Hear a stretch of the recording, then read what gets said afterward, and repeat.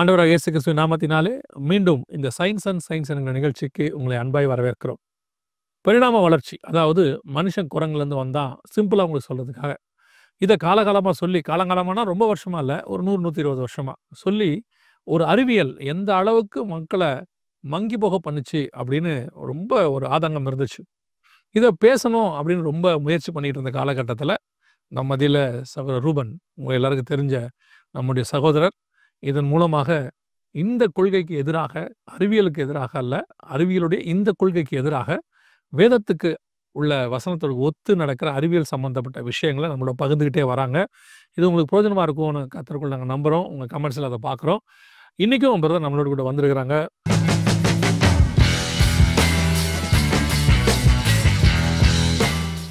Brother, இந்த நிகழ்ச்சிக்கு உங்களை அன்பாய் வரவேற்கிறோம். Praise Lord. ரொம்ப சந்தோஷம் நீங்கள் வந்துட்டது. நம்ம தொடர்ச்சியாக போன வாரத்தினுடையதான காரியங்களை நம்ம பார்க்கணும் நம்ம சொல்லிட்டு இருந்தீங்க நீங்கள். ஏன்னா போன வாட்டியே சான்ஸ் அந்த இது அப்படின்னு சொல்லி இன்றைக்கி நம்ம அதான் பார்க்க போகிறோம்னு நினைக்கிறேன், இல்லையா? ஆமாம். Once again thanks for your invitation. அவங்க பார்த்தது ரொம்ப சந்தோஷம். ஸோ போன எபிசோடு தொடர்ச்சியை தான் இந்த எபிசோட்லேயும் நம்ம பார்க்க போகிறோம். ஸோ லாஸ்ட் டைம் என்ன பண்ணோன்னா, அது என்னென்னே தெரியாத சான்ஸை வச்சு எப்படி இவ்வளோ நாள் இவங்க வெற்றிகரமாக அந்த கேம்பெயினை ரன் பண்ணிட்டு இருக்காங்கிற அந்த ஸ்டோரியை தான் நம்ம பார்த்தோம். அது எந்த விதத்தில் சயின்டிஃபிக் லாஸ்க்கே அது முரண்படுது. லாஸ் ஆஃப் ஃபிசிக்ஸ் ஆகட்டும், லாஸ் ஆஃப் மேத்தமெட்டிக்ஸ் ஆகட்டும், அப்புறம் லாஸ் ஆஃப் நேச்சர் ஆகட்டும், இதுக்கு எப்படி எப்படி முரண்படுது. அஃப்கோர்ஸ் கடவுளுடைய சட்டத்திட்டத்துக்கு முற்றிலுமாக முரண்படுது. இதெல்லாம் வச்சு நம்ம போன வாட்டி பார்த்தோம். அதனுடைய தொடர்ச்சியாக தான் இந்த எபிசோட்லையும் நம்ம பார்ப்போம். எனக்கு போன தொடர்ச்சியை பார்க்கும்போது ஒரு ஆச்சரியம் ஒன்று இருந்துச்சு பிரதர். அதாவது ஒன்றும் இல்லாத மூடி வச்சிருக்கிற ஒரு விஷயம். நம்ம ஊரில் சொல்லுவாங்க, கீரிக்கு பாம்புக்கு சண்டை போட போகிறேன், விடவே மாட்டாங்க கடைசி வரைக்கும். மூடியை போட்டு இது உள்ள என்ன இருக்குது தெரியுமா, ஒன்றும் இல்லாத ஒரு விஷயம், பொய்யான ப்ரெசன்டேஷன். சரியா? இல்லாத ஒரு விஷயம், ராங் ப்ரெசன்டேஷன். இதை சக்ஸஸ்ஃபுல்லாக இத்தனை வருஷம் நடத்துறதுன்றது எவ்வளோ பெரிய விஷயம் பிரதர், இல்லையா? ஆச்சரியப்பட்டேன். எவ்வளோ திறமசாலிகள் இவங்கெல்லாம், இல்லை ஜனங்களை எப்படி கொண்டு போயிருக்காங்க அப்படின்னு சொல்லி. கர்த்தருடைய கிருபை பரவாயில்ல. இதெல்லாம் இப்போ நமக்கு தெரியுது. அதுவும் தமிழில் தெரிய வர்றது ரொம்ப சந்தோஷம். இதை பல மொழிகள்லையும் கொண்டு வந்துட்டுருக்கிறோம். தெலுங்கில் இருக்குது, நீங்கள் பார்க்கலாம். தெலுங்கு சேனலில் வந்துட்டுருக்கு. எச்எல்எம் தெலுங்கில் வருது. பிரதருடைய இது காரியங்கள் வைசோ பைபிள் அப்படிங்கிறதுலையும் வந்துட்டுருக்கு, நீங்கள் பார்க்க முடியும். சரி பிரதர், இன்னைக்கு போன வாரத்தினுடைய தொடர்ச்சி நம்ம இன்னைக்கு என்ன பார்க்க போகிறோம்? நீங்கள் சொன்னதுனால ஒரு பாயிண்ட் இதில் ஆட் பண்ண விரும்புகிறேன். அட்லீஸ்ட் என்னுடைய அனுமானம் கரெக்டாக இருக்கும்னா, அட்லீஸ்ட் 60% 70% ஆஃப் சயின்டிஸ்ட்டுக்கு இது நடக்கிறது வாய்ப்பே இல்லை, நம்ம சொல்கிறது பொய்ங்கிறது தெரியும். மீதி 30% அதையே நம்பி காலகாலமாக நம்பி அவங்க சொல்கிறாங்க, அவன் சொன்னா இவன் சொன்னாங்கிறத கேட்டு ஒரு கூட்டம் இருக்கும். ஆனால் மினிமமாக 60% இருக்காது, இது நடக்கிறதுக்கு வாய்ப்பே இல்லைங்க நல்லா தெரியும். ஏதோ ஒரு கம்பல்ஷனால, ஏதோ ஒரு சொசைட்டியில் இருக்க வர ப்ரெஷர், பியர் ப்ரெஷர், இந்த மாதிரிலாம் இருக்கு இல்லையா, இதனால தான் அவங்க சொல்கிறதா நிறைய விஷயங்களை நான் படித்து தெரிஞ்சுக்கிட்டதும் உண்மை. நீங்கள் கூட ஒரு சயின்டிஸ்ட்டை பற்றி சொன்னீங்களே, ஒரு டாக்டரை பற்றி. அவர் தப்பாக சொன்ன உடனே அவரை மொத்தமாக கார்னர் பண்ணி, அவரை தூக்கி அவருக்கு வேண்டிய ஃபண்டெல்லாம் நிறுத்தி அவரை ஒரு விதமாக அவங்க ப்ரெஷர் பண்ணாங்கன்னு நீங்கள் சொன்னீங்க இல்லையா? ஆமாம். டாக்டர் ஜேம்ஸ் டூர் அப்படின்ட்டு ஒரு ரொம்ப வெல் நோன் ரைஸ் யூனிவர்சிட்டியில் ஒர்க் பண்ணுற ஒரு ப்ரொஃபஸர். அண்ட் ஆல்மோஸ்ட் நிறைய பேட்டன்ஸ் கெமிஸ்ட்ரியில் வச்சிருக்க ஆள். அவர் ஒரு ஸ்டேட்மெண்ட்டாகவே அஃபிஷியலாகவே சொல்லியிருக்காரு. அப்போ அவரை பார்க்கும்போது இவங்களுக்குலாம் ஒரு பயம் வரும் தானே. ஐயோ, இவருக்கே இந்த நிலைமைனா நம்ம போய் எதுக்கு இதெல்லாம் சொல்லுவானே, பேசாம ஊரோட ஒத்து வாழ் அப்படின்னு சொல்லி, வெள்ளை காக்கா பறக்குதுன்னா கூட 2 காக்கா பறக்குதுன்னு சொல்லி இவங்களும் சொல்லி தான் இந்த பொய் அப்படி விஸ்தாரமாகுதுன்னு நான் நினைக்கிறேன். ஆமாம். இதில் பாதிக்கப்படுறது அஃப்கோர்ஸ் இடது கைக்கும் வலது கைக்கும் வித்தியாசம் தெரியாத ஜனங்கள் தான் அதிகப்படியான பாதிக்கப்படுறது. அதோட மட்டும் இல்லாமல் ஸ்பிரிச்சுவல் பீப்புளுமே இதில் நிறைய பாதிக்கப்பட்டு நானுமே கேள்விப்பட்டிருக்கேன். சட்டானிக்குடைய திட்டங்களில் இதுவும் ஒன்று, நம்ம ஸ்பிரிச்சுவலாக சொல்லிடலாம் இல்லையா ஒரே வகையில். சரி பிரதர், நம்ம அடுத்த காரியங்களுக்கு போவோம். இன்றைக்கி என்ன நீங்கள் சொல்லணும் எங்களுக்கு? ஓகே. ஸோ இந்த சான்ஸுக்கு இன்னொரு டைமென்ஷனில் பார்ப்போமே. ஃபார் எக்ஸாம்பிள், இந்த சான்ஸ் இவங்க சொல்கிறபடி இது உண்மையாக இருக்கிற பட்சத்தில் உலகத்தில் இருக்கிற எந்த கம்ப்யூட்டேஷனில் இருக்கிற செக்யூரிட்டி அல்காரிதமும் ஓரளவு கூட சேஃப்டியாக இருக்க சான்ஸ் இல்லை. ஓகே. இது எப்படி நான் சொல்கிறேன்னா, இப்போ நீங்கள் ஒரு டெபிட் கார்டோ கிரெடிட் கார்டோ வச்சுருக்கீங்கன்னு வச்சுக்கோங்க. அந்த கிரெடிட் கார்டை நீங்கள் சேஃப்டி பண்ணுறதுக்கு என்ன பண்ணியிருப்பீங்கன்னா, 4 டிஜிட் பின் இருக்கும். 4 டிஜிட் பின்னா நம்மளுக்கு தெரியும், மேக்ஸிமம் 10,000 பாசிபிலிட்டிஸ் தான் இருக்குது. 0000லேருந்து 9999 வரைக்கும் தான் அதில் இருக்குது. அதாவது நீங்கள் சொல்கிற செக்யூரிட்டி அல்காரிதம் அப்படின்னு சொன்னால் இவங்களுக்கு புரியறதுக்காக சொல்லிடுறேன். நீங்கள் வச்சிருக்கிற பாஸ்வேர்ட், அதாவது ஏடிஎம் கார்டுக்கு நம்ம பாஸ்வேர்டு வச்சிருக்கிற 4 டிஜிட், அதுதான் அவங்க அதை செக்யூரிட்டி அல்காரிதம்னு சொல்கிறாங்க. ஓகே. ஆமாம். செக்யூரிட்டி அல்காரிதம் நான் ஏடிஎம் கார்டுக்கு மட்டும் சொல்ல, மொபைலில் வந்து அந்த பேட்டர்ன் லாக்னு ஒன்று வச்சுருப்போம். பாஸ்கோடு நீங்கள் இமெயில் லாகின் பண்ணுறதுக்கு வச்சுருப்பீங்க. இன்னைக்கு இந்த பாஸ்கோடு இல்லாத ஒரு நாள் கூட இன்னைக்கு நம்ம இருக்க முடியாத மாதிரி தான் இருக்கு. அட்லீஸ்ட் ஃபிங்கர் பிரிண்ட் வைக்கிறோம். எல்லாத்துக்கும் ஃபோன்ல ஆரம்பிச்சு ஏடிஎம் கார்டு வரைக்கும், அதாவது ரேஷன் கடையிலேருந்து எங்கே போனாலும் நம்ம வலது கையில் ஒரு பிரிண்ட் வைக்கிற அளவுக்கு ஃபிங்கர் பிரிண்ட் வைக்கிற அளவுக்கு நம்ம வந்துட்டோம். ஆமாம். ஸோ இது எல்லாமே செக்யூரிட்டி அண்ட் உங்களுக்கு வந்து பாஸ்வேர்டு ப்ரொடெக்டட் தான். இதை கலெக்டிவாக தான் நம்ம வந்து செக்யூரிட்டி அல்காரிதம்னு சொல்கிறோம். ஒருவேளை இப்போ நான் சொல்கிறேன், இந்தியாவில் வந்து 50 கோடி ஏடிஎம் கார்டு இருக்குன்னு வச்சுக்கோமே, எல்லாத்துக்குமே 4 டிஜிட் தான் பாஸ்வேர்டு. ஆமாம். எல்லாத்தையும் ஒருத்தர் ரேண்டமாக போட்டு எல்லாத்தையும் ஓப்பன் பண்ணிட்டா என்ன பண்ணுவீங்க? அது எப்படி நடக்கும் அப்படின்னு ஒரு கேள்வி நம்ம வரும் அந்த இடத்துல. அது எப்படி சார் வரும் அது அப்படின்னு ஒரு கேள்வி வரும். அப்போ இதை போய் பேங்க்காரங்கிட்ட கேட்டால் அவங்க என்ன சொல்லுவாங்கன்னா, அது எப்படிங்க நீங்கள் போகிறது ஃபுல்லாக கரெக்டாக இருக்குமா அப்படின்னு கேட்பாங்க. ஆனால் இவங்க சொல்கிறாங்க இல்லையா சான்ஸு, இதை விட multi multi multi millions of time complex. அதாவது இவங்க இந்த சொல்லக்கூடிய இந்த டிஎன்ஏ தானா ஃபார்ம் ஆச்சுன்னு சொல்கிறதுக்கு, உயிரினம் தானா ஃபார்ம் தானா ஆச்சு, ஆச்சு. அதுக்கு தேவையான சூழ்நிலைகள் அதுவாக உருவாச்சு, ஸ்பேஸ் டைம் மேட்டருக்கு புத்தியே இல்லாமல் அதுவாக கிரியேட் பண்ணுச்சு, குவாண்டம் கடைசியாக அவங்க போய் கடைசி சொன்ன உருட்டு தான் இந்த குவாண்டம்ங்கிறது. குவாண்டமில் போய் இவங்க அது வந்து உருவானுச்சு அப்படி இப்படிலாம் சொல்கிறாங்கல்ல, இதெல்லாம் இதை விட மில்லியன்ஸ் ஆஃப் டைம் காம்ப்ளெக்சிட்டி ஜாஸ்தி. இது உங்களுக்கு பாசிபிள் இல்லைன்னா அது நடக்கிறதுக்கு சான்ஸே கிடையாது. 4 டிஜிட்டை வச்சுக்கிட்டு 10,000 தடவை போட்டு வராதுங்க. அது எப்படிங்க 10,000 தடவை போட்டு ஒருத்தன் கரெக்டாக போட்டுருவானா அப்படின்னு ஒரு கேள்வி நீங்கள் கேட்பீங்கன்னா, இது எப்படிங்க வந்துருங்கன்னு கேட்கறது வந்து அதை விட பல மடங்கு கஷ்டம். பல மடங்கு மீன்ஸ் லட்சக்கணக்கான மடங்கு கஷ்டம். கஷ்டக்கணக்கான மடங்கு. ஒருவேளை இவங்க சொல்கிற சான்ஸ் வந்து அவ்வளோ ஈஸியாக நடக்கிற பட்சத்தில் செக்யூரிட்டி அல்காரிதம்ங்கிறது உலகத்தில் இருக்கவே வாய்ப்பு இல்லை. நான் போய் போடுவேன் 4 நம்பரை கரெக்டாக இருக்கும், இன்னொருத்தர் போய் 4 நம்பர் போடுவார் அது கரெக்டாக இருக்கும். உலகத்தில் எல்லாரும் எல்லா பணத்தையும் எடுத்துகிட்டு ஈஸியாக போயிடலாம். எப்படிங்க ஒரு 100 பேருக்கு நீங்கள் கரெக்டாக பாஸ்வேர்டு போட்டு எல்லா பணத்தையும் எடுத்தீங்க, சும்மா தானாக போட்டுங்க தானாக வந்துருச்சு. ஐயா அது எப்படி எனக்கு தானாக போடுவேன்னு ஒரு கொஸ்டின் வரும்ல. ஏன் இதெல்லாம் தானாக வரும்போது அது தானாக வராதா அப்படின்னு ஒரு கொஸ்டின் தான் வரும். இவ்வளோ பெரிய கோடே டிஎன்ஏ கோடே உங்களுக்கு தானாக வரும் பட்சத்தில் 4 கோடு நான் போகிறது கரெக்டாக இருக்காதா? நான் 4 கோடை போட்டு 10,000 கார்டுலேருந்து நான் எடுத்துட்டேன்னா என்ன பண்ணுவீங்க? அதில் நம்ம ரேஷ்னாலிட்டி ஒர்க் ஆகும். அது எப்படிங்க நடக்கும்? அதெல்லாம் வாய்ப்பே கிடையாது. இது இப்படிலாம் நடந்ததுன்னா இத்தனை 100 வருஷமா அது சேஃபாக இருக்குமான்லாம் நம்ம அறிக்கை பண்ணுவோம் ஒழிய அதே நாலேஜ் இங்கே அப்ளை பண்ணி யோசிக்க மாட்டோம். அருமையான எக்ஸாம்பிள்.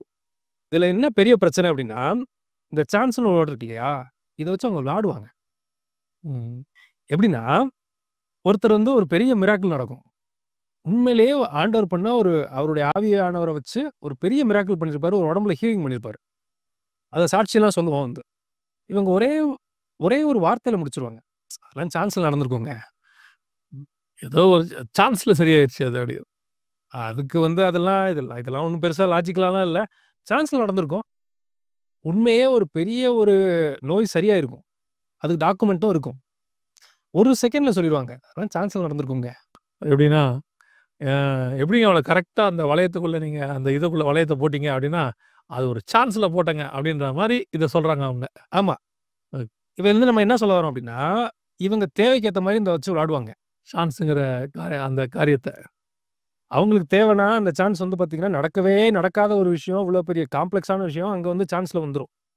இந்த நோய் சரியாகிறதுக்கு வாய்ப்பே இல்லை, ஆனால் அது அற்புதமாக நடந்திருக்கும். இங்கே வந்து அதே சான்ஸ் வச்சு இவங்க ப்ளே பண்ணிட்டு போயிடுவாங்க. அதையும் கர்த்தர் செஞ்சாருன்னு ஒத்துக்க மாட்டாங்க. அதையும் ஒத்துக்க மாட்டாங்க. அது ஒரு சான்ஸில் ஏதோ ஃப்ளூக்கில் நடந்துச்சுங்க. இப்போ இப்படி ஒரு வேர்டு கூட சொல்லுவாங்க, ஃப்ளூக்கில் சான்ஸ், அது என்னமோ 10,000ல் ஒரு சான்ஸ் தானாக நடந்துருச்சு அப்படிம்பாங்க. ஃப்ளூக்கு, லக்கு எல்லா வேர்டும் சொல்லுவாங்க. ஆனால் அதனுடைய ஃபவுண்டேஷன் சான்ஸுங்கிற வேர்டாக தான் இருக்கும். கரெக்ட். இதில் என்ன பெரிய பிரச்சனை அப்படின்னா, கடைசி காலத்தில் இப்போ நிறைய சம்பவங்கள் நடக்கும் அப்படின்ட்டு சொல்லியிருக்காங்க. வேதத்தில் நம்மளுக்கு நிறைய ப்ராஃபசிஸ் வந்து எழுதப்பட்டிருக்கு. ஓகே, அதுக்கு எல்லாத்துக்கும் இவங்க ரீசனிங் சொல்லுவாங்க. இதை கேட்குற நம்மளால் என்ன பண்ணுவாங்க, இவங்க சொல்கிற ரீசனிங்கை கேட்டுட்டு அந்த ஸ்பிரிச்சுவல் பெர்ஸ்பெக்டிவ்ங்கிறதே விட்டுட்டு ஜஸ்ட் வேர்ல்ட்லேயே யோசிச்சுட்டு சான்ஸு, ரேஷ்னாலிட்டி, சயின்ஸுங்கிறத பார்த்துட்டு அந்த ஸ்பிரிச்சுவல் கண்ணோட்டமே இல்லாமல் போயிடும். இந்த செகண்ட் கமிங் மினிஸ்ட்ரி பண்ணுறதுனால நான் ஃபேஸ் பண்ணுற ஒரு விஷயம், ஜனங்கள் வந்து எல்லாத்தையுமே ப்ராக்டிக்கலாக தான் பார்க்குறாங்களே ஒழிய அதை வந்து ஸ்பிரிச்சுவலாக பார்க்குறதுக்கு ரொம்ப கண்கள் வந்து மறைக்கப்படுது. நான் ஸ்பிரிச்சுவல் ஐஸ் இப்போ அவங்களுக்கு இல்லை, நிறைய பேருக்கு மறைக்கப்படுது. என்னென்னா, இது வந்து காட் சொல்லியிருக்கிற ஒரு விஷயம் இப்படி நடக்குது அப்படின்றத விட இது ஒரு நியூஸ் அவங்களுக்கு, அவ்வளோதான், ஒரு செய்தியாக போயிட்டுருக்கு அப்படி தான் அவங்க பார்க்குறாங்களே ஒழிய அந்த ஸ்பிரிச்சுவல் ஆங்கிள் அவங்க உள்ளுக்குள்ளே கொண்டு வரதில்லை. நீங்கள் சொல்லணும்னா, இப்போ நேச்சுரலாக நம்ம பார்த்தோம்னா ஏசு கிறிஸ்துவ யார் சிலுவை அடித்தான்னு கேட்டால் இந்த ஒரு சாதாரண ஒரு ஆள் என்ன சொல்லுவார்னா ரோமன்ஸ் அடித்தாங்கன்னு சொல்லியிருப்பாங்க. வியூவர்கள் தான் அவர வந்து காட்டி குடுத்து அடிச்சாங்க, கொலை பண்ணாங்க. இல்லாட்டி அதையும் விட்டா அவங்க சோல்ஜர்ஸ் அடிச்சாங்க, இப்படிலாம் சொல்லுவாங்க. ஆனா இது எதுவுமே பார்த்தீங்கன்னா, ஸ்பிரிச்சுவல் வியூல கிடையாது. அவர் வந்ததுக்கு காரணமே, இப்படிதான் அவர் மரிக்கணுங்கிறதுக்கா பிளானோட தான் அவர் வந்தாரு. பாவிகளுக்காக மரித்தாருங்கிறத எடுத்துட்டு, ரோமர்கள் இவரெல்லாம் சேர்ந்து அவர அடிச்சாங்கன்ற அந்த வியூக்குள்ள கொண்டு வந்துடுறாங்க. ஆமா. அது உண்மதான். ரோமர்கள் அடிச்சாங்கங்கிறது உண்மை இல்லாம இல்ல. உண்மதான். ஆனா ஸ்பிரிச்சுவல் பெர்ஸ்பெக்டிவ்ங்கிறது அது கிடையாது. ஆமா. அது பாவிகளுக்காக மரிக்கணுங்கிறது தான் அவருடைய திட்டமே, பிளானே அதான். ஆமா. அதே மாரி கடைசி காலத்துல நடக்கிற பெரிய, பெரிய சம்பவங்கள் 2000 வருஷத்துக்கு முன்னாடியே ரெவல்யூஷன்ல குளோபல் வார்மிங்க பத்தி எழுதப்பட்டிருக்கு. இத நம்ம எங்க ஒரு வசனம் மட்டும் சொல்லணும் அப்படின்னா, வெளிப்படுத்தல் 16 8வது வசனத்துல வாசிக்கிறோம். 4ஆம் தூதன் தன் கலசத்தில் உள்ளதை சூரியன் மேல் ஊற்றினான். தீயினால் மனுஷரை தகிக்கும்படி அதற்கு அதிகாரம் கொடுக்கப்பட்டது. ஸோ இப்ப இதுல வந்து நம்ம தெளிவா பார்க்கிறோம். அதுக்கு அடுத்த வசனத்திலயும் வாசிக்கிறோம். மனுஷங்களுக்கு அதனால ரொம்ப பாதிப்பு வருது அப்படின்னு. இதோட ஸ்பிரிச்சுவல் வியூ வந்து பார்த்தீங்கன்னா, கடைசி காலத்துல இது நடக்கும். அப்ப வந்து வெயில் ரொம்ப ஜாஸ்தியாகும். அதனால மனுஷங்களுக்கு ரொம்ப பாதிப்பு வரும் அப்படின்னு போட்டிருக்கு. ஆனா, இப்ப இந்த சயின்டிஃபிக் வியூ எப்படி பிலீவர்ஸையும் பாதிக்கும்னு நான் சொல்றேன். எப்படி பாதிக்கும்னா, இது வந்து அதெல்லாம் கிடையாதுங்க. அது சான்ஸ்ல ஏதோ எழுதியிருக்காங்க. அது உங்க கண்ணுக்கு முன்னாடி நடக்கிற மாதிரி தெரியுது. தூதன் வந்து ஊத்துனதுனாலலாம் நடக்கல. நம்ம கார்பன் ஜாஸ்தியா யூஸ் பண்றோம். அதனால ஓசோன்ல ஓட்டை விழுந்துருச்சு. அப்படிங்கிற வியூவே மாத்திருவாங்க. அது என்னன்னா, அப்படி இவங்க அந்த மாரி ஒரு வியூ சொல்றாங்க அப்படின்னு கேட்டீங்கன்னா, அலெக்சாண்டர் வருவதற்கு கிட்டத்தட்ட ஒரு 175 வருஷத்துக்கு முன்னாடி கிரேக்க தேசத்திலேருந்து 1வது ராஜா ஒருத்தன் வருவான். அவனுடைய பேருடையதான அர்த்தம் முதல் கொண்டு, அவனுக்கு அப்புறம் வரக்கூடிய 4 தளபதிகள்ல இருந்து, அதுக்கப்புறம் வரக்கூடிய சாம்ராஜ்யங்கள் அத்தனையும் துல்லியமாக தானியேல்ல எழுதப்பட்டிருக்கு. இதையே இப்ப என்ன சொல்றாங்கன்னா, இவ்வளவு துல்லியமாக ஒரு தீர்க்க தரிசனம் உரைக்கப்பட்டு 175 வருஷம் முன்னாடி சொல்லப்பட்டு, ஒருத்தன் அதே மாரி பின்னாடி ஒரு 175 வருஷங்கள் நடக்குதுன்னா, சான்ஸே இல்ல அப்படி. ம். அப்படி நடக்க அப்படி ஒரு சான்ஸே இல்ல. ஏன்னா இவ்வளவு துல்லியமா ஒரு ப்ராஃபஸி சொல்ல முடியுமா? 11ஆம் அதிகாரத்துல. ஸோ இவங்க வேர்ல்ட்லியா நடக்கிற விஷயத்த வச்சுக்கிட்டு, இதையே ஒருத்தர் திருப்பிட்டாரு. எப்படி திருப்புனாருன்னா, எவ்வளோ பெர்ஃபெக்ட்டா இருக்கு. தானியேல் புக்கும் இதுவும் பெர்ஃபெக்ட்டா இருக்கு. இத யாராவது இப்படி ப்ராஃபஸி சொல்ல முடியுமா? அப்ப யாரோ ஒருத்தர் நடக்க நடக்க என்ன பண்ணியிருக்கிறாங்க? தானியேல் பேர்ல எழுதியிருக்கிறாங்க அப்படின்னு சொல்லி, இந்த ஸ்பிரிச்சுவல் வியூவே அவங்க எப்படி மாத்துறாங்க? வேற விதத்துல மாத்திருவாங்க. வேற விதத்துல வேர்ல்ட்லி வியூவாவே மாத்துறாங்க. ஸோ இவங்கள் வந்து இந்த எந்த ஒரு காரியத்தையும் சொன்னோம்னாலும், அதுக்கு ஒரு உலக பிரகாரமான காரணத்தை சொல்லி, அதனால தான் இது நடக்குதுன்னு சொல்லி, அதான் ஒருத்தர் சொல்லுவாங்க. சில நடக்கிற சம்பவங்களோடு அவங்களுடைய ஜோடிக்கப்பட்ட கதைகளையும் சேர்த்து சொல்லும்போது, அந்த ஸ்பிரிச்சுவாலிட்டி அடிவாங்க செய்யறது. நான் அத அப்படிதான் பார்க்குறேன். எல்லா ஒரு விஷயத்தையுமே ஆ பைபிள் வந்து 2000 வருஷத்துக்கு முன்னாடியே கடைசி காலத்துல இப்படி ஒண்ணு நடக்கும்னு இருக்கு. வடபுறத்துல இருந்து ஒரு ராஜா வருவான். ரோஷ்ன்னு பேர் இருக்கும்.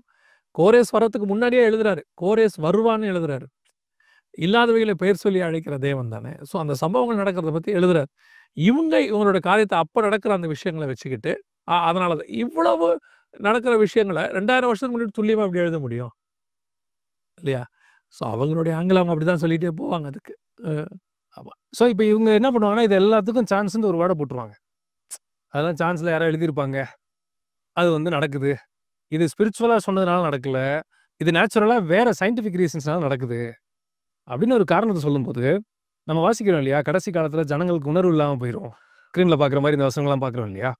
இது எல்லாத்துக்கும் காரணமா இருக்கிறது ஒரு காரணம். பல காரணம் இருக்கலாம். அதுல ஒரு முக்கியமான காரணம் பார்த்தீங்கன்னா, இந்த சயின்டிஃபிக் வியூ மனுஷங்களுக்கு புகுத்தப்படுறதும் ஒரு முக்கியமான காரணமா நான் பார்க்குறேன். சயின்டிஃபிக் ஏத்திசம் அவங்களுடைய வியூ. சயின்டிஃபிக் ஏத்திஸ்டிக் வியூனால அநேகருக்கு வந்து உணர்வு இல்லாம போனதுங்கிறது நிதர்சனமா நம்ம கண்ணுக்கு முன்னாடி நம்ம அண்டர்ஸ்டாண்ட் பண்றோம். அவங்க வந்து ஸ்பிரிச்சுவலா நடக்கக்கூடிய சம்பவங்கள கூட பிராக்டிகலா காட்டி, இதுக்கு முன்னாடி ஸ்பிரிச்சுவாலிட்டிலாம் ஒண்ணுமே இல்ல. சமீபத்தில கூட ஒருத்தரோட பேசிட்டு இருக்கும்போது, குழந்தை பிறக்காதுன்னு அவங்க சொல்ட்டாங்க. அவ்வளோதான் வாய்ப்பு இல்ல. வேணா ஐவி மெத்தட் போங்க. இப்படிலாம் நெறைய ஆப்ஷன் சொல்ட்டாங்க. அவங்க இல்ல அப்படின்ட்டு ஜெபம் பண்ணாங்க. ஜெபிச்சு அவங்களுக்கு வந்து குழந்தை கருவாயிடுச்சு. ஒரு 3 மாசம் கழிச்சு எல்லாத்தையும் எடுத்துட்டு கொண்டு போய் காட்டும்போது, அவங்க சொன்னது இட்ஸ் மெடிக்கல் மிராக்கிள். அதாவது என்னன்னா, இது காட்ஸ் மிராக்கிள் கிடையாது. Medical miracle. அது அர்த்தம் என்ன அர்த்தம்னா, மருத்துவ ரீதியா இந்த மாரி அற்புதங்கள் சிலது நடக்கும் மெடிக்கலி. அதான் சான்ஸ். புரியுது. ஸோ அந்த ஸ்பிரிச்சுவாலிட்டிய அவங்க எவ்வளவுக்கு எவ்வளவோ எல்லாத்தையும் வச்சு மூடி மறைக்க நினைக்கிறோமோ, அவ்வளவுக்கு அவ்வளோ மூடி மறைக்கிறாங்களே. காடு தான் செஞ்சார்ன்னு ஒரு வார்த்தைய அவங்களால சொல்றதுக்கு மனசு வரமாட்டேங்குது. ஆ தெரியுது அவங்களுக்கு. இப்படி வாய்ப்பே இல்லன்னு. மேபி நான் இது என் மனசுல பட்டத நான் உங்களுக்கு சொல்றேன். இப்போ எல்லாருடைய மரணத்துக்கும் ஒரு மெடிக்கல் ரீசன் குடுக்க சொல்ட்டாங்க பார்த்தீங்களா? இயற்கை எய்தினார்ன்னு ஒண்ணு இருந்துச்சுல்ல. இப்ப இயற்கை எய்தினார்ன்னு உங்களால டெத் சர்டிஃபிகேட் வாங்கவே முடியாது. அவர் இயற்கையா 92 வயசு ஆகி, அவர் ஜீவன் போய் மரிச்சாலும், மெடிக்கல் சர்டிஃபிகேட் எடுத்து பாருங்க. கார்டியாக் அரெஸ்ட்ன்னு இருக்கும். ம். ஓகே. அதுக்கு மெடிக்கலி ஒரு ரீசன் சொல்றாங்க. அவருக்கு கார்டியாக் அரெஸ்ட் கிடையாது. உயிர் போயிடுச்சு. ஏன் உயிர் போச்சு? ஏதோ ஒரு மருத்துவ காரணம் அதுக்கு இருக்கு. உயிர் போனதுக்கு மெடிக்கலி ஒரு காரணம் இருக்கு. பட் காட் எடுத்துக்கிட்டாரு. பூரண வயதாகி எடுத்துக்கிட்டாரு. இது வந்து நமக்கு ஒரு 25 வருஷத்துக்கு முன்னாடி அப்படிதான் இருந்துச்சு. ம், ம். அவரு கடவுளுக்குள்ள போயிட்டாருங்க. இயற்கை எய்தினார். கடவுள் நம்பிக்கை கூட இல்லாதவங்கன்னா, இயற்கை எய்தினார்ன்னு தான் சொல்லுவாங்க. இப்ப அதுக்கு ஒரு டெத் சர்டிஃபிகேட்ல போய் பார்த்தீங்கன்னா, அவரு பேச்சு மூச்சே இல்லாம கோமால கூட இருந்திருப்பாரு. ஆனா, அவருக்கு எழுதும்போது ஒரு மெடிக்கல் ரிப்போர்ட்ல ஒண்ணு எழுதுறாங்க. இதுதான் மெடிக்கலி அப்பன்னா என்ன அர்த்தம்னா, கொஞ்சம் கொஞ்சமா அங்கருந்து ஸ்பிரிச்சுவாலிட்டி எடுக்குறாங்க அவங்க. எடுத்துட்டு அத மெடிக்கலாவோ, சயின்டிஃபிக்கலாவோ அதுக்கு வந்து அவங்க ஒரு ரீசன் குடுக்குறாங்க அது. ரொம்ப அழகா சொன்னீங்க. இது ஒரு வித்தியாசமான கண்ணோட்டம் ஆக்சுவலி. கொஞ்சம் கொஞ்சமா நம்மள அறியாமலே இதெல்லாம் நடந்துட்டு இருக்கு. நம்மளுக்கு இது ஒரு நாள்ல நடந்தா தெரிஞ்சிரும்.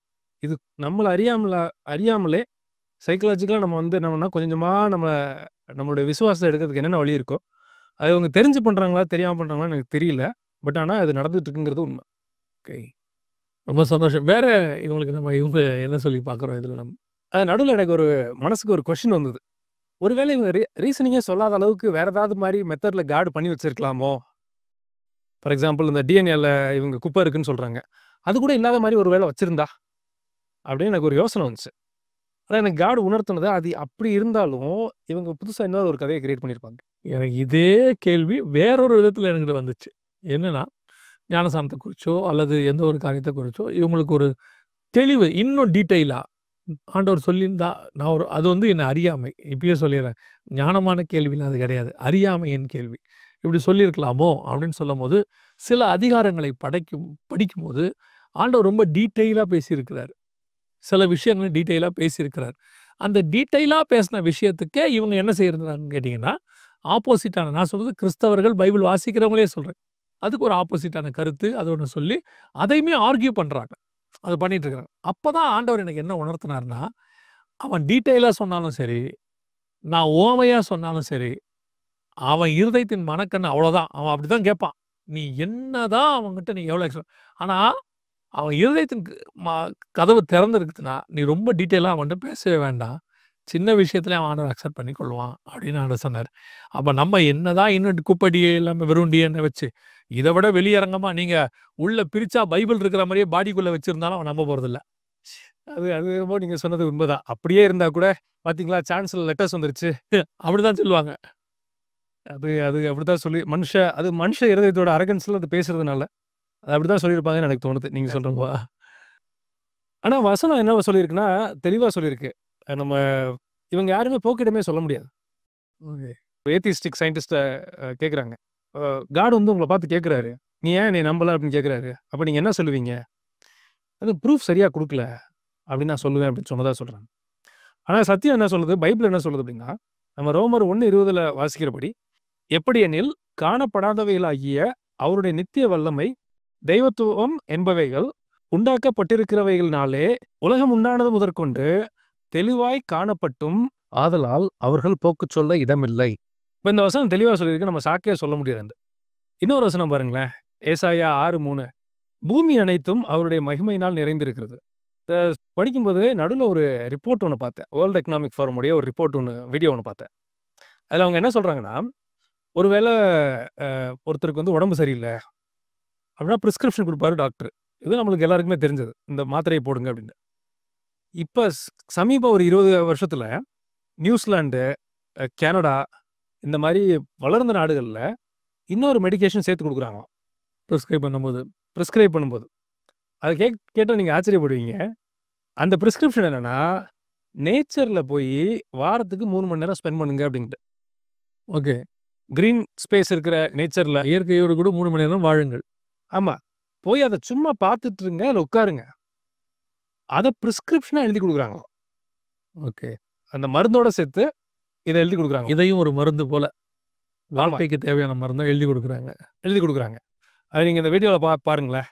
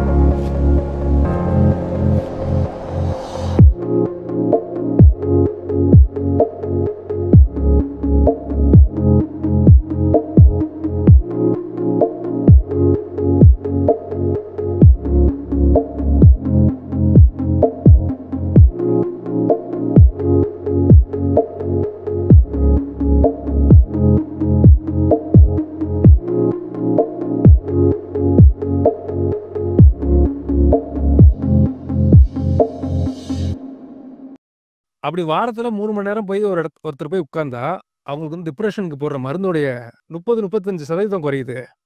ஒருவேள ஹார்ட் ப்ராப்ளம் ஒருத்தருக்கு இருந்துச்சுன்னா, அது குறையுது. பிளட் பிரஷர் இருந்ததுன்னா அது குறையுது.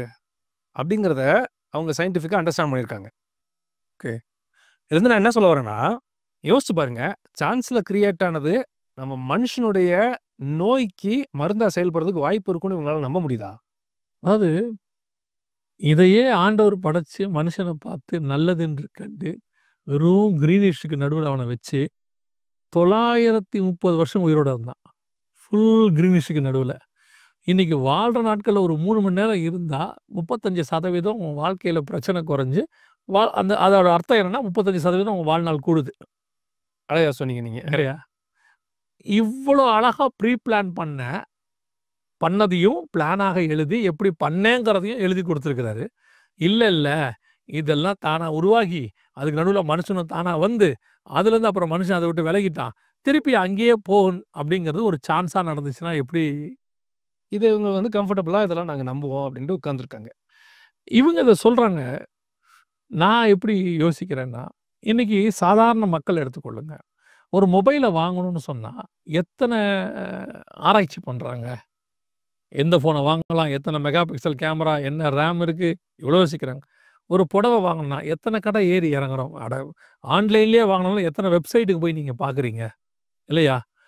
ஒரு விஷயத்தை நீங்கள் பார்க்குறதுக்கு, உங்களுக்கு தனிப்பட்ட முறையில் வாங்கிறதுக்கு, அழிவுள்ள அந்த பொருளை வாங்கிறதுக்கு இவ்வளோ தூரம் டைம் ஸ்பெண்ட் பண்ணி சர்ச் பண்ணி பார்க்குறீங்களே. உங்களுடைய வாழ்க்கைக்கு எட்டர்னலுக்கு தேவையான ஒரு காடு மக்கள் ஏன் இந்த மாதிரி ஆட்கள் சொல்கிறத நம்புகிறாங்கன்னு புரியல. இந்த மக்களும் மற்றவங்க சொல்கிறத நம்புறதில்ல. இப்போ நம்ம உண்மையை சொல்கிறோம்ல, இவங்க நம்புறதில்ல. பொய் சொல்கிறவங்க நம்புகிறாங்க தானே. அதுதான் ஆச்சரியமாக இருக்குது. நான் இவங்களுடைய சக்ஸஸ் அதை நான் பார்க்குறேன். இந்த பொய்யை இவங்க சொல்லும்போது மக்கள் நம்புகிறாங்கல்ல, அதுதான் இவங்க சக்ஸஸ் நான் நினைக்கிறேன். யோசிச்சு பாருங்க. எந்த அளவுக்கு பிராண்டிங் பண்ணி எந்த அளவுக்கு ப்ரமோட் பண்ணியிருந்தா ஒரு இல்லாத ஒரு கதையை நம்புற அளவுக்கு மைண்ட் செட் பக்குவப்படுத்தியிருக்காங்க இவங்க. ரொம்ப பெரிய விஷயம். அது ஒரு பெரிய பிம்பம், ஒரு பெரிய சுவர். இதில் நம்ம கர்த்தருடைய கிருபையில ஆண்டவர் நம்மளை வச்சு ஒரு சின்ன ஓட்டையாவது போட முயற்சி பண்ணுற, ஒரு ஆணியாவது அடிக்கிறதுக்கு முயற்சி பண்ண வைக்கிறாரு. அது வரைக்கும் கர்த்தருக்கு ஸ்தோத்திரம். ஆனால் நான் நம்புகிறேன், கர்த்தர் எவன் இருதயத்தை திறந்தாரோ அவன் இருதயம் நிச்சயம் தேவனை அறியும்.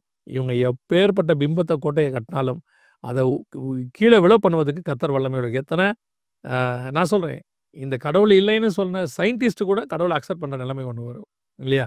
அப்படி அக்செப்ட் பண்ணி நடந்திருக்கவும் செஞ்சிருக்கு. Praise God. அது ஒரு எக்ஸாம்பிள் மட்டும் சொல்லி கன்க்ளூட் பண்ணலாம். ரொம்ப ஒரு ஃபேமஸ் ஒரு ஏத்தியிஸ்டிக் ஃபிலாசபர் ஒருத்தர் இருந்தார். அவர் பேர் பார்த்தீங்கன்னா ஆண்டனி ஃப்ளூ.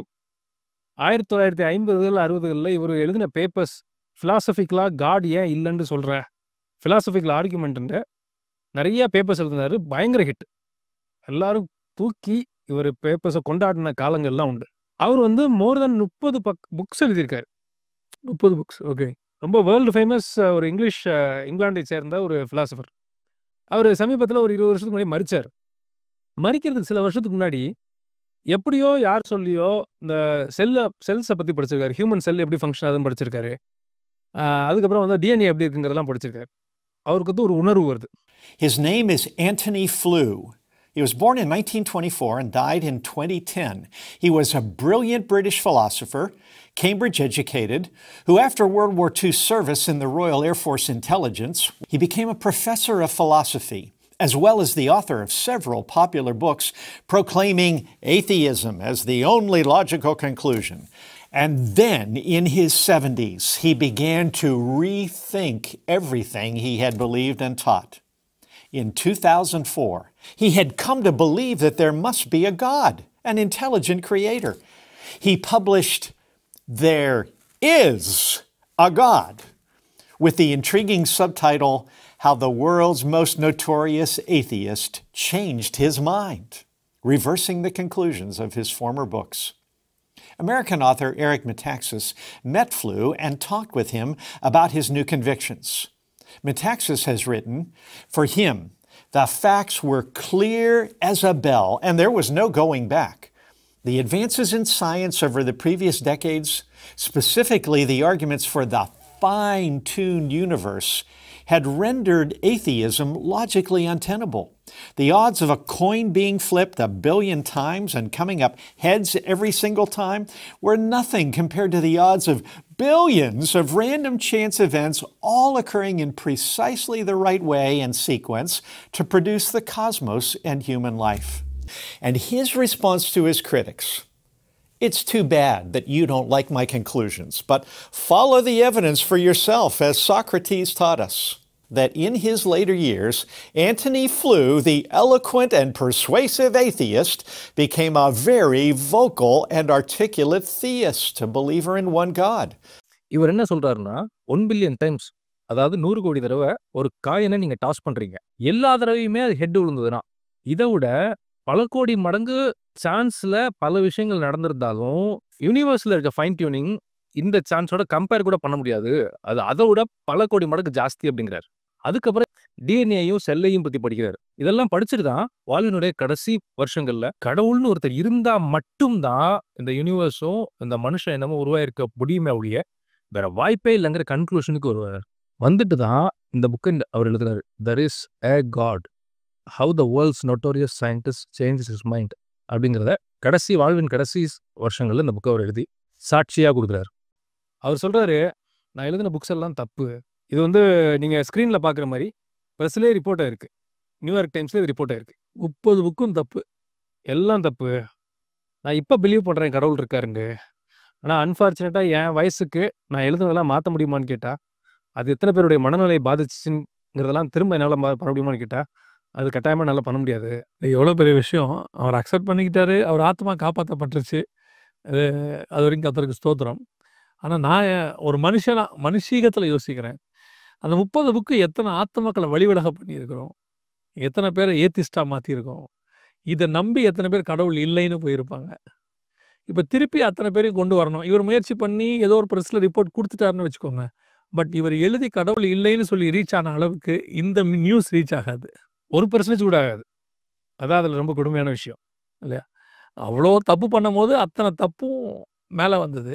இவர் செஞ்ச அந்த இல்லைங்க அதெல்லாம் தப்புங்க, இதாங்க கரெக்டுன்னு சொன்ன விஷயம் இப்போ நீங்கள் சொல்லித்தான் வருது, எனக்கு தெரியுதுன்னு வச்சுக்கோங்களேன். அப்போது ஜனங்களுக்கு எவ்வளோ பேருக்கு அது தெரிஞ்சிருக்கும்.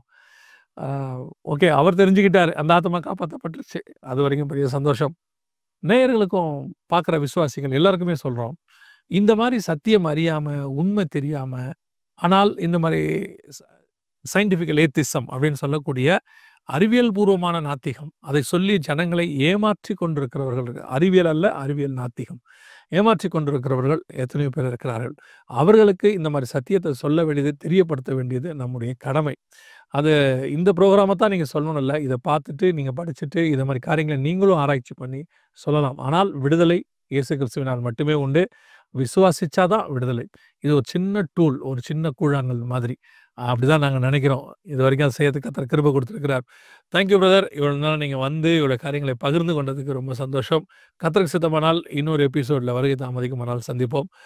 பிரதருடையதான சேனல் வைசோ பைபிள் அப்படின்னு ஒன்று இருக்குது. சேனலில் போய் பாருங்கள். இதே ப்ரோக்ராம் தெலுங்குலையும் வருது, அதையும் நீங்கள் பார்த்துக்கலாம். God bless you. Thank you brother. Thank you.